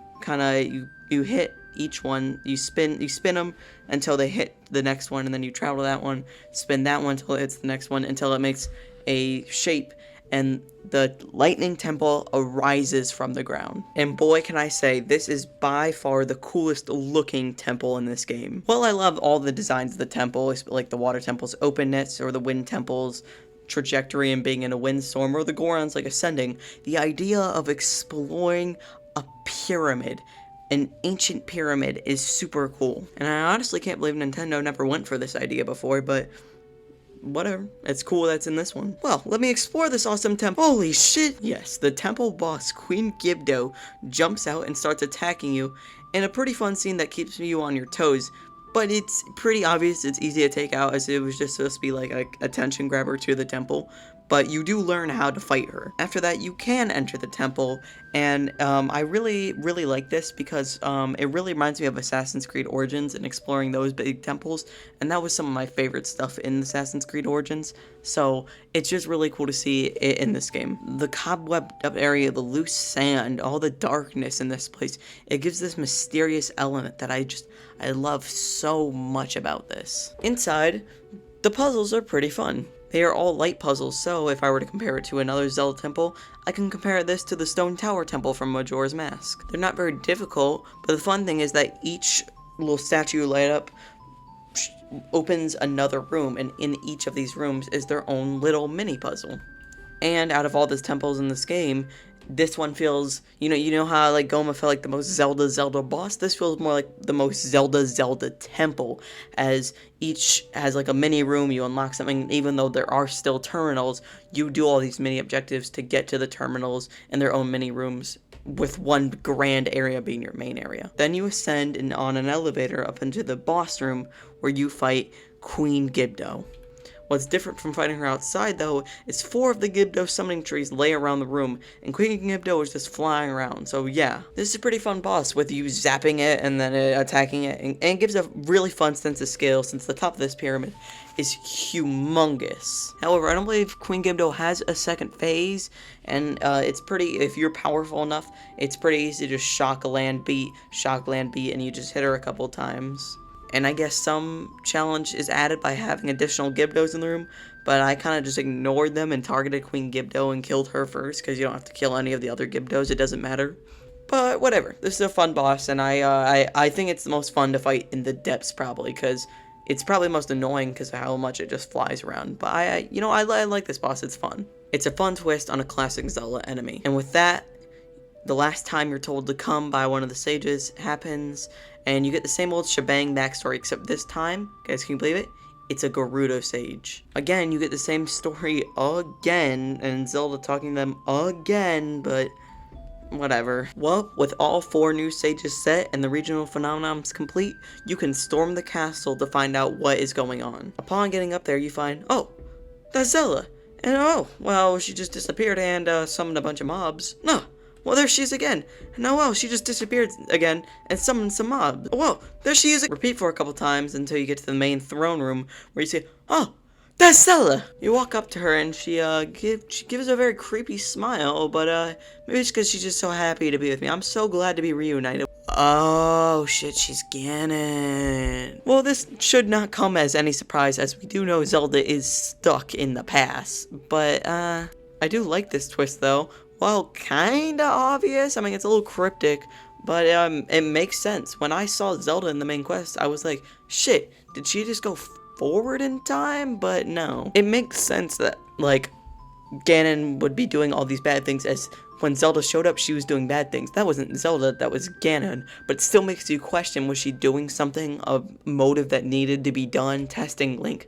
It keeps you on your toes, and it's a great twist onto why Zelda keeps doing these things, and again, it makes you question the entire game yourself. You were always thinking, oh, Zelda's okay, but was that's Ganon. So then Ganon makes a bunch of phantom clones, and the 4 sages show up, and you guys kick their fucking asses, which, it's cool to see all the sages in person now. So you guys team up, and while the same as their shadow versions that you use, it feels more cinematic, because, like, you get all their actual models, and you can still use all their powers, and you guys are all together saving Hyrule. After that, Ganon admits that he did not know how powerful Link truly was, but we also get a scale of how fucking big his army is. Like, this is why he took over Hyrule, because his army was incredibly big. As well, you figure out there's a 5th sage, so now you're on a race to find out who it is and how to help them. So now, to take down Ganon, the goal is to find the 5th sage,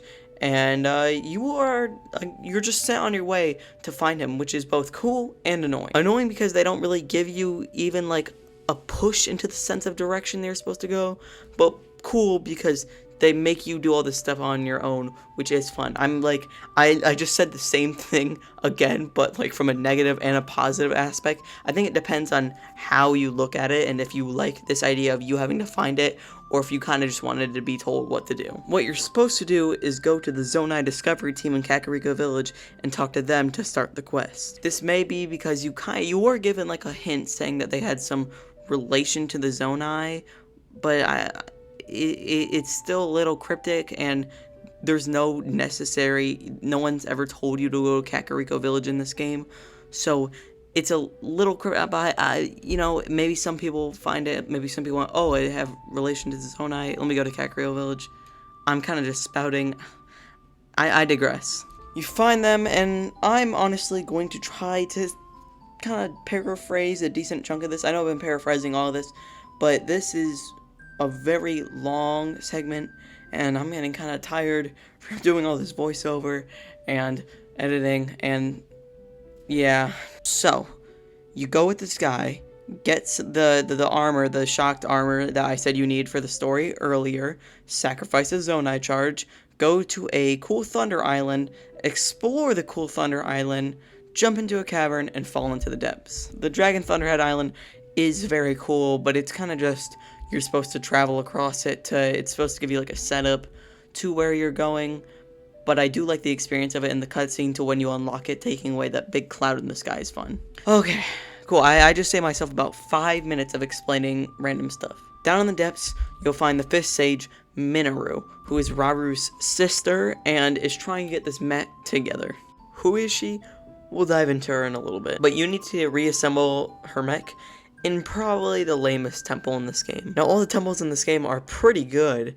It's just that the Spirit Temple is the least visually appealing, and speaking for the puzzles and what you do, it probably has the weakest puzzles or second weakest puzzles. You just need to head to 4 different parts of the map to do a mini puzzle and grab a limb for the mech. It's similar to Lightning Temple with its mini puzzles, except you weren't opening terminals and you're getting limbs, and the puzzles honestly just are not as fun. I will say though, I like how it's not terminals and how you literally assemble the mech That's really fun, that it feels like you're really building it. It's a cool way to do a different kind of style with still gathering stuff and bringing it to a main area. And the mech itself, after you get it, it's super fun to use. On its body, it has 3 different parts where you can fuse stuff to it. It's 2 arms for some beating action or some elemental action with sprayers or just like metal balls, and its back, which is more used for momentum, like fans and rockets, and then you can also put like elemental sprayers on there too and like spin around really quick and like let out a little blast. And to be honest, it's not very good, like it's not super useful. If you put stuff on there and it fights by itself, it's kind of useful, and it can get you an automatic bullet time, but it's probably my favorite one to use. It's definitely the most fun to me. I love having a giant mech battle of Goliath versus Goliath, like when you fight like a big bokoblin in an encampment, because you just like go up and you like start smacking them, and it's just super fun to use. After you free her, you then get to use her for a bit, because oh yeah, Mineru's fairy is inhabiting the mech. That's why she needed to build it too, so she could get a physical form back. She marks the place on the map where her stone is, where she is, and where you have to head next. In here you find her corrupted mech that her spirit was supposed to inhabit before, you know, something happened and we had to build her this new one. So to get to her stone, you need to fight the boss of the spirit temple, the seized construct, which, yeah, that's the one she was supposed to use. This boss, well, pretty simple. It's pretty fun. You hit it 3 times or a certain amount of times till it goes flying back, and there's an electric ring around you, and if you hit it into the electric fence, it shocks it and makes it lose some health. It's a very different boss fight, since all the other boss fights in this game are pretty, you know, stun them, hit them, so the fact that you have to, like, throw them back, use your tactics, like your block. Oh, I forgot to mention the block. You have a block that will block all incoming things. There will be things in the environment that you can fuse, and the Seized Construct will eventually start to fight back. Like, it will summon a lot of different things to attack you. And while the combat, you know, it's like hit him 3 times, he goes flying back. You know, it can be a little boring, but it's fun. Like I said, it's fun. And like the idea, like I said earlier, again, is that like when you fight Goliath versus Goliath, these 2 mechs just going at it. Like, you know, it's a real steel or some shit. And with the Seized Construct taken down, we finally have the final stage, and now we can go take down Ganon. And when you get Mineru's stone back, you actually see a new cutscene, kinda. You still see like the same, like, oh, they're losing to Ganon, but instead of just closing on an ominous shot of Rauru staring up at Ganon, we see the aftermath of what happens. Everyone's down their luck, and Rauru realizes what he has to do. He proceeds to grab Ganon, exchange some dialogue with him, and then we kind of cut away. I could explain what's going on, but I kind of want to save it for when I talk about it in a little bit, because it makes it a little more impactful, but it's actually very fun to see something. But back to Ganon. Ganon lives beneath Hyrule Castle, so you're going to need to head there and dive into the depths below, where he like lifted it up into the sky, because Hyrule's kind of split into 2 pieces. You have the main castle part on top, and you have like the lower kind of walking path up area at the bottom. So after jumping down and making a very, very, very, very, very, very, very, very long trek to Ganon, you're at his entrance to his place, and where he summons his ginormous army that has been foreshadowed and build up upon this entire, all the memories, everything you experience. It explains how crazy his army is. And Link is staring them down, ready to fight all of them by himself. But in an epic scene that tries to recreate the coolness of when the Divine Beast shot Ganon, but it's not as cool, but it's still pretty awesome, the 4 sages show up in person this time, excluding Mineru, since she's always there in her mech. She's never like in ghost form. And you begin the awesome fight against the Demon King's army. The horde battles in this game, well, few, are super fun, and I always have a blast fighting alongside my allies. You'll just team up with them, and like you never really see this many mobs besides when you're doing like the side quest to protect Hyrule. So you and all the sages will just go beating in. You'll use all the powers. Use like, I think I use like every power except Sidon's. Hate that power. And you just you team up and you punch him with Mineru. You roll into him with Yunobo. You shock him with the Reju girl, yeah. I'm improving this. And waves upon waves upon waves keep coming up different before ending off on the Moblins, I'm pretty sure. And then after you defeat them, and if you didn't do any of the dungeons, you have to fight all the bosses here, or if the ones you didn't do, you have to fight right here. You enter the Demon King's lair, and you come face to face with the man himself. In his first phase, he maintains his basic appearance, and you get a pretty basic fight with him. You know, you do a couple flurry rushes, you hit him, he might hit you, you dodge left to right, and hit him all around. After beating Ganon's first phase, he realizes that this is going to be harder than he thought, so he switches to his Demon King form, the form he did when he took over and killed everyone else. And to me, it looks exactly like Demise from Skyward Sword, so maybe this is like the true resurrection of Demise, I don't know. It's pretty damn similar if you look at this. In this phase, he gets like 1 million health, and you know, you fight him with the sages, but he'll even do stuff like flurry dodge you, like you'll hit him and he'll dodge backwards and he'll swipe at you and then you have to dodge back and flurry rush him. It's pretty challenging. I almost died. If I did not have every heart in the game, then I would probably have all died, because he does a lot of damage and he's kind of hard to fight. Also, why couldn't they just center his health bar? I know they want to get the cool shot where it, like, refills because it only goes below the name, but then now it looks goofy because the health bar's all the way to the right and nowhere to the left. Just move it to the middle, like make it, like, so it runs out and then, like, it expands in the middle. Come on, Nintendo, it's bothering me. Upon fighting him more, once you get him to halfway, he'll get super mad. He'll let out this giant blast, getting rid of all the sages and knocking them on their asses, keeping them away, and now it's just you and him. Fight mano-a-mano. And like I said, this is probably the hardest boss in the game. The double flurry rushes really hurt, and sometimes he'll attack really quick, he'll launch waves at you. His patterns are a little weird, because sometimes he'll swipe to where you need to do a backflip, and sometimes he'll swipe to where you need to do a sidestep, so it's a really good way to keep you on your toes. All good things come to an end, as when this phase is defeated, Ganon goes, "Shit, I'm about to lose." So he rips the stone out of his forehead, and eats it, and then gets turned into a giant dragon. On that in a minute. You then are flung into the air, where one of the dragons flying around this game, and the hardest one to reach, the light dragon, shows up, and if you haven't gotten the Master Sword before this, you receive it now as it's stuck in its forehead. And then in this fight, which kind of reminds me of Dark Beast Ganon, but I like it more because you're in the air now and you have to jump off and hit him instead of just riding on a horse. There are 3 weak spots on Dragon Ganon, Dark Ganon, I kind of forgot his name, like Dragon Ganon, that you have to jump down and hit with the Master Sword.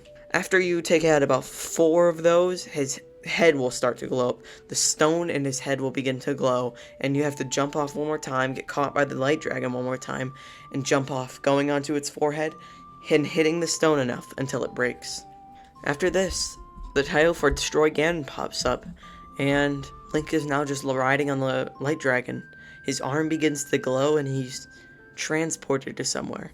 He's sitting in a weird blue plane, putting his arm in front of him, which is shooting out particles. When all of a sudden, Sonia and Rauru show up. They put their hands onto his, and they eventually release a big blast of energy, hitting the light dragon. The light dragon turns into, "Oh shit, that's Zelda! That's Zelda, that's the girl we're looking for! Maybe that's the real one!" Oh, but she's fallen. They end up falling really far, but Link tries to catch her, and they fall into a lake together. I assume Link takes her out as next time they wake up. Zelda's laying in the grass, admiring that she's finally back in the present. Zelda and Link try to rebuild after this, after, their entire kingdom was pretty much destroyed and everything went to hell. So, yeah.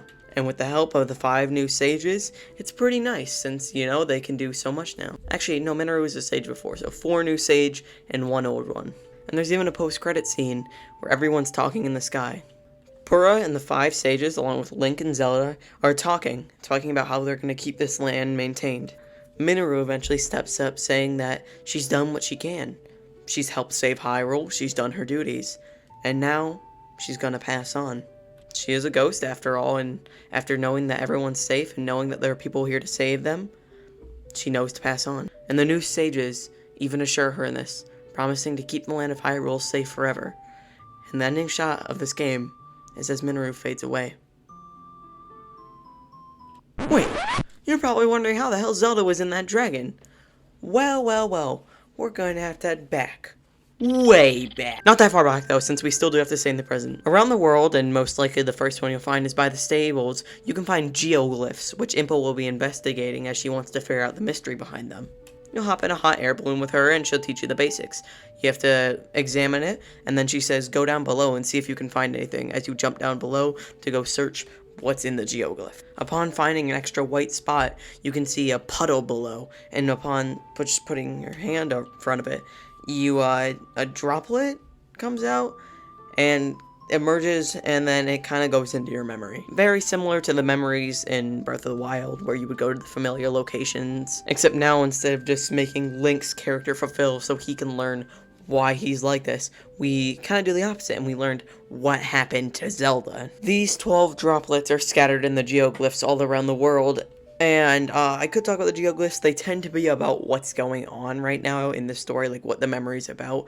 But I think we're just going to go over the actual tiers of the kingdom. It's the name. It's the name of the game. In Memory 1, we start with Zelda arriving in her new location. And she soon figures out that she is in the past with the founders of Hyrule, Rauru, and Sonia. This takes place like literally moments after she teleported in the beginning of the game. So that's why she's so confused. Zelda, though, stays pretty calm and collective, and Raru's a little suspicious, but Sonia decides that they should help her, as she is very curious, and she can sense something in the girl. Pretty short, but a good start to all of this, and a good predecessor to what we should know before, and explains exactly what happened to Zelda after she disappeared. After this, in the second memory, we see pretty similar things. They now sit atop the Great Plateau and discuss some more setup to the story. They talk about how Zelda is a distant relative of Sonia and how she still possesses the stone that brought her here in the first place. And they also discuss how the stone possesses both Rauru and Sonia's power of time, and Raru's power of dispelling light to defeat darkness. So that's kind of weird. How did her stone end up like that since it's compressed into one stone? They also talk about how Zelda wants to get back to the present immediately because, that's where she lives.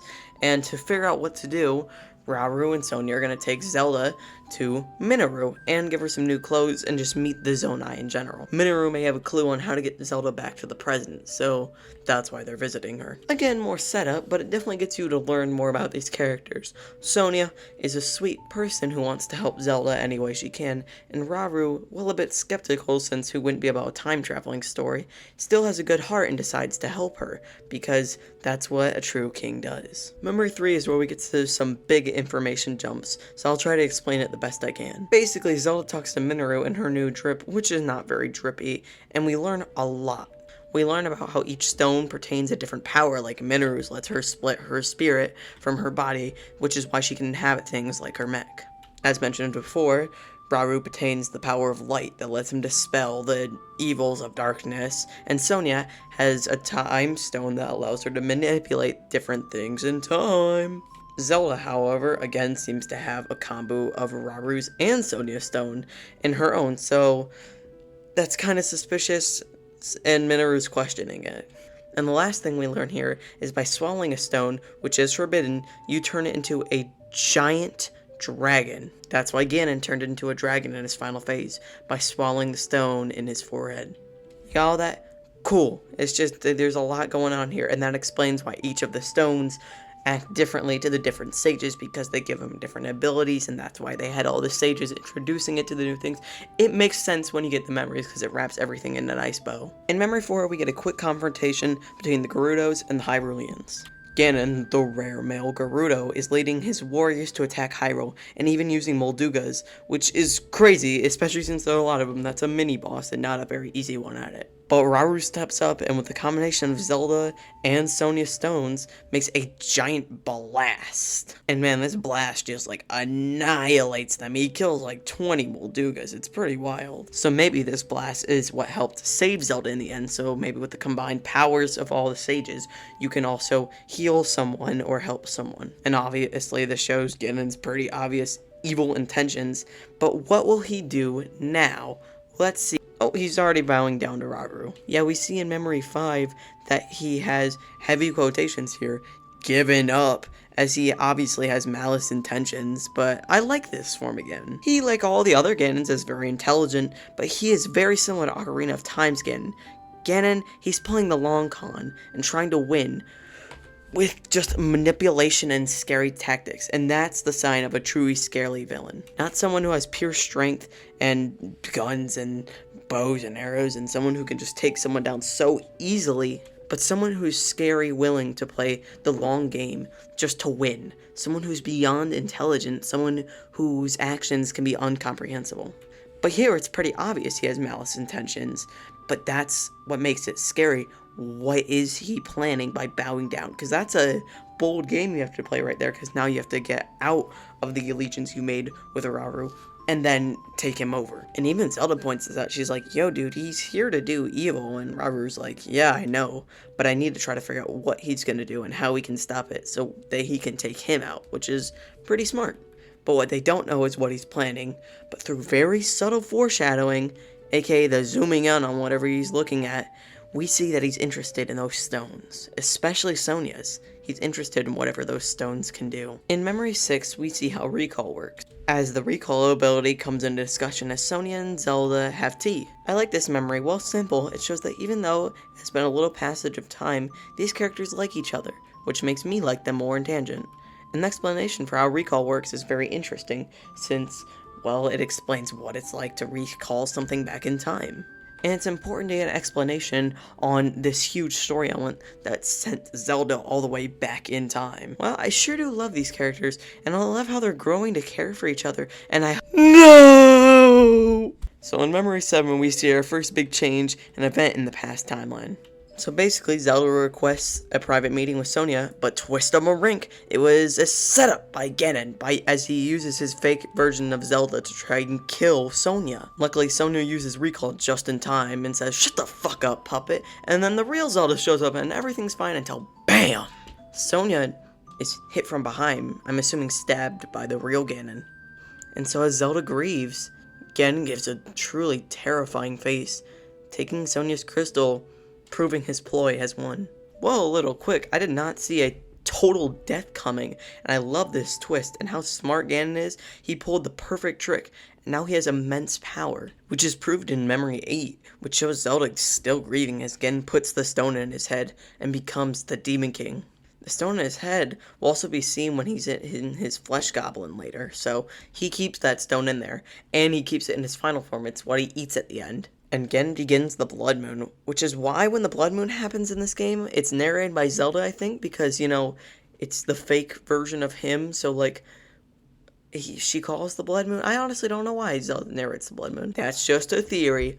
Again! He rises his monster army in this Blood Moon, and this is the same monster army that would fight years later with the sages, right before fighting him. So yeah, they need to do something quick, otherwise Ganon is going to destroy the world or take it over, or some evil guy thing. What is his plan? I don't know. I don't know if he's ever really had a plan. I think he always just wants to rule the world. And for how much I love him, that's pretty fucking lame of a plan. Ruling the world, so cliche. So in Memory 9, we see the sages say a vow to destroy Ganon once and for all.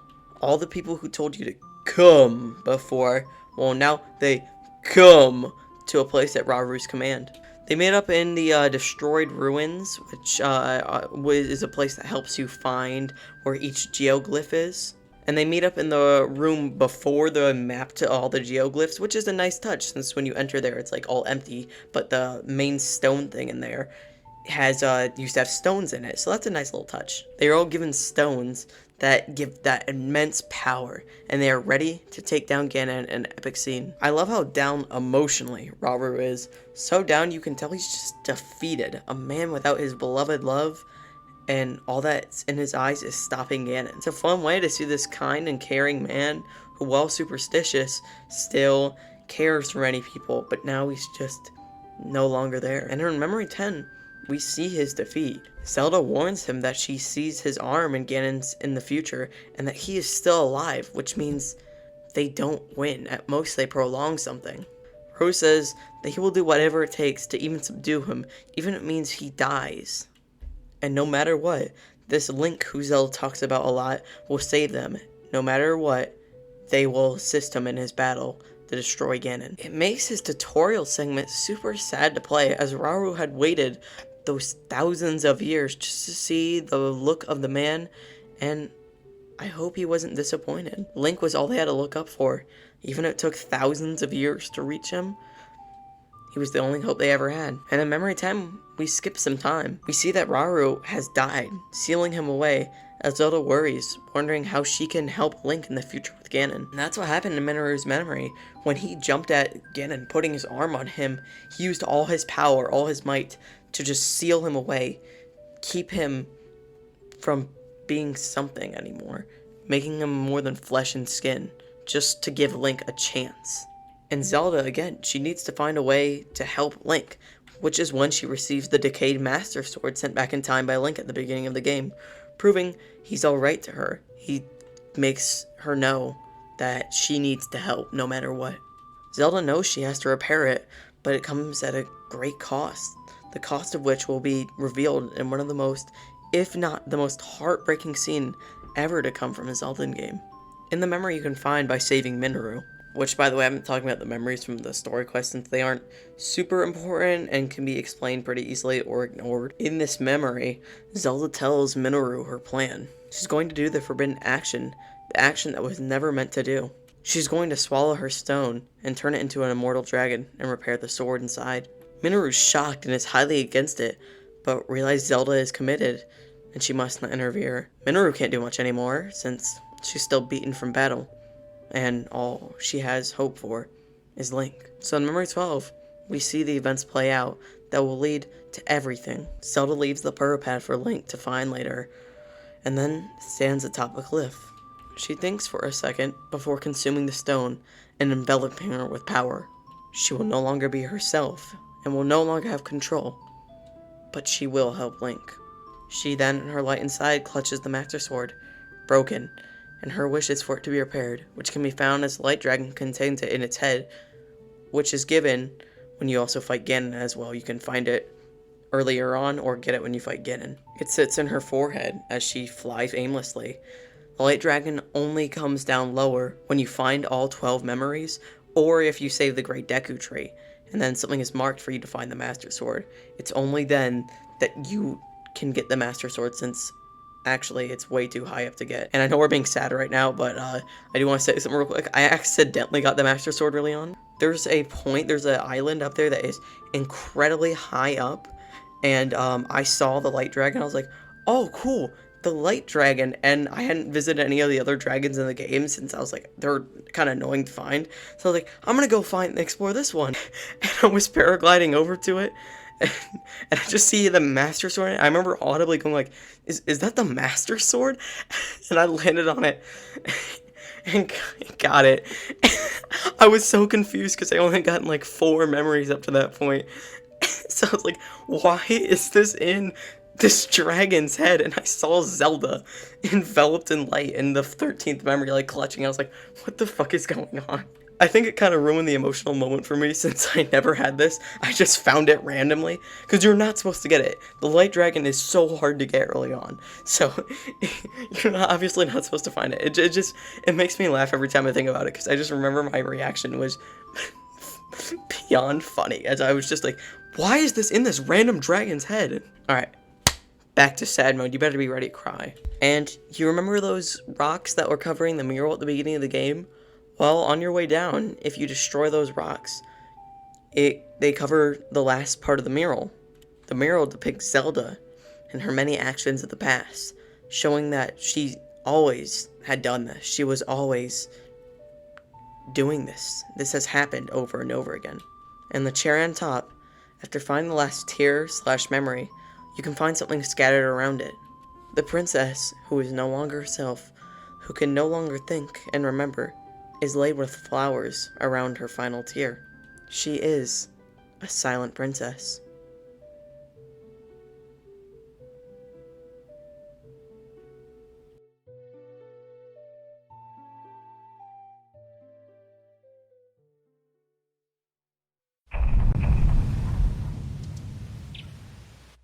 Now, after you're done crying and being sad, we should talk about the technical aspects of this game. Well, I'm not the most qualified to talk about such aspects. I do want to go over some truly beautiful things in this game.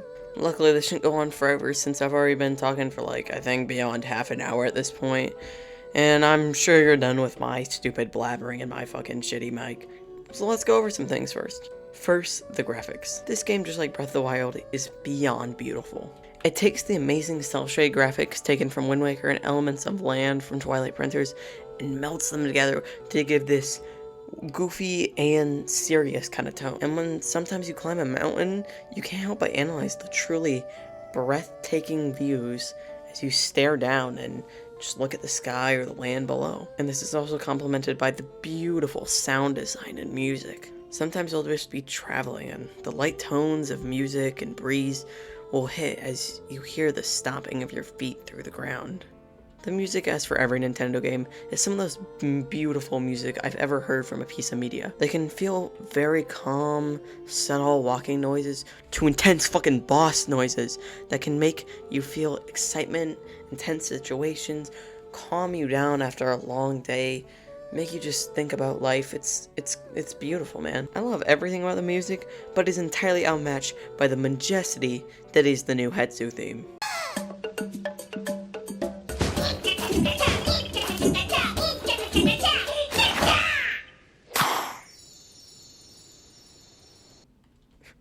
It's beautiful. Along with the music, the sound design also works.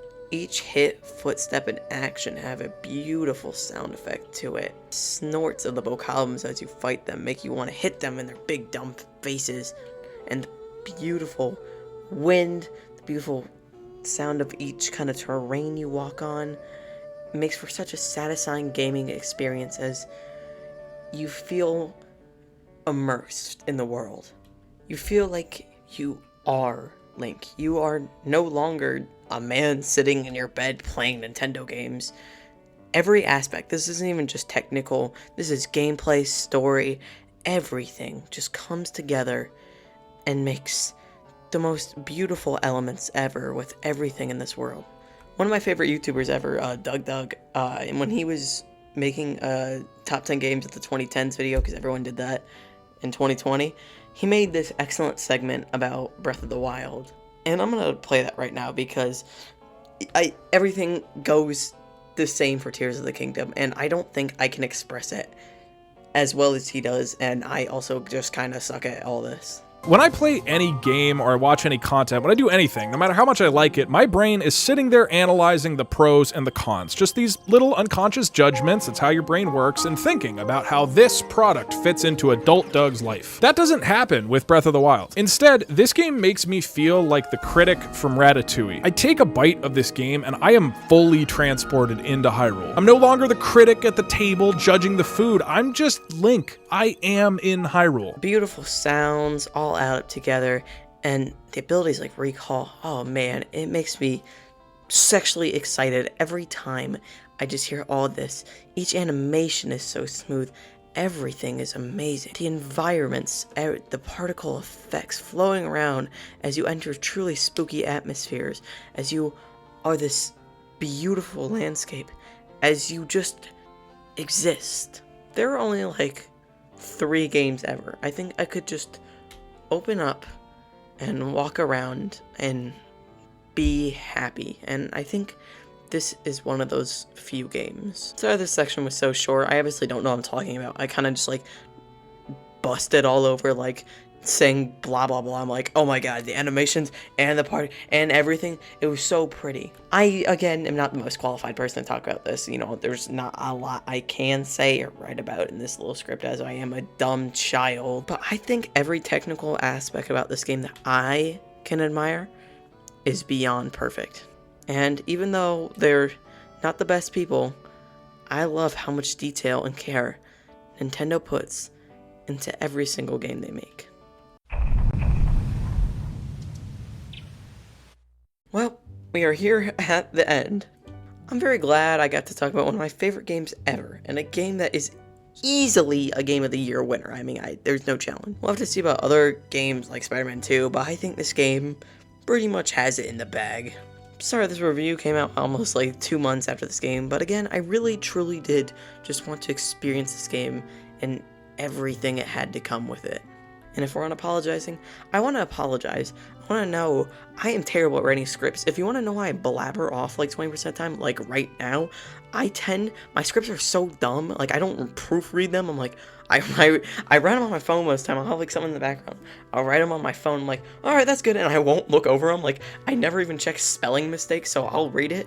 And then there will be the like dumbest mistakes. So you know how many duckings and shots there are in my scripts? It's beyond dumb. So sometimes I'll come off as extremely rude here because I just didn't proofread my scripts to check, and then I'll improv to try to make it sound a little better, and then it'll come out like sounding a little immature. So sorry about all that if this sounded kind of weird. And also, if the quality's not the highest, I have produced this video in 1 week. I wrote this all over the last couple, like 2 weeks, I want to say, but that was like on and off. And then starting this Thursday, because I am a child. And my parents don't love each other, so I have 2 different houses. So at one house I tend to write stuff, and at the other I tend to make videos because that's where my computer's at. So sorry if this ever felt rushed. I mean, if anyone has like any ideas on what I could do better, I love it. I love feedback, and I feel like just voicing over this, I've gotten better at it. And thank you for watching some random dude on the internet spout some random words about a great video game. And if I ever came off too negative, know that I didn't mean it.